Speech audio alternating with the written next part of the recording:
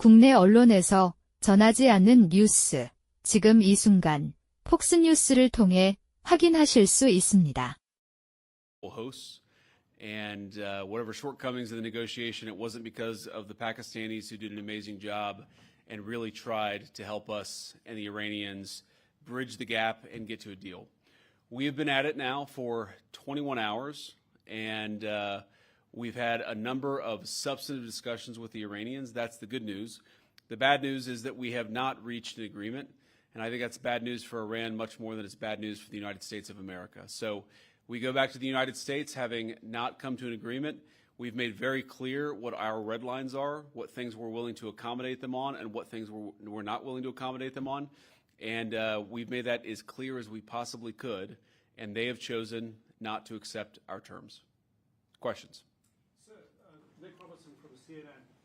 Precisely what have they rejected here? Can you help us understand it a little bit? Well, I won't go into all the details because I don't want to negotiate in public after we've negotiated for 21 hours in private. But the simple fact is that we need to see an affirmative commitment that they will not seek a nuclear weapon and they will not seek the tools that would enable them to quickly achieve a nuclear weapon. That is the core goal of the President of the United States, and that's what we've tried to achieve through these negotiations. Again, their nuclear program, such as it is, the enrichment facilities that they had before, they've been destroyed. But the simple question is, do we see a fundamental commitment of will for the Iranians not to develop a nuclear weapon, not just now, not just 2 years from now, but for the long term? We haven't seen that yet. We hope that we will.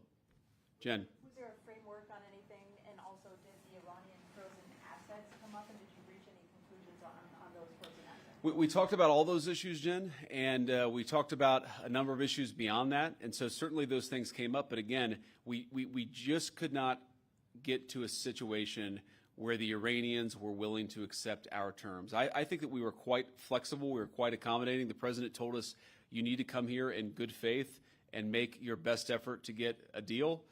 We did that. And unfortunately, we weren't able to make any headway. Preston.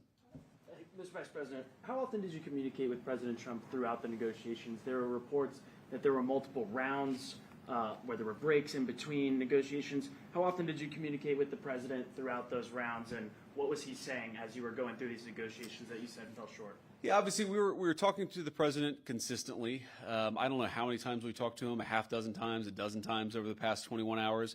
We obviously also talked to Admiral Cooper, to Pete, to Marco, to the entire national security team. We talked to Scott Bessent a number of times. So look, we were constantly in communication with the team because we were negotiating in good faith. And we leave here with a very simple proposal, a method of understanding that is our final and best offer. We'll see if the Iranians accept it. Thank you. Did you going back to Prime Minister Netanyahu at all today? What about the Strait of Hormuz? Did they give you any indication of the Supreme Leader's health?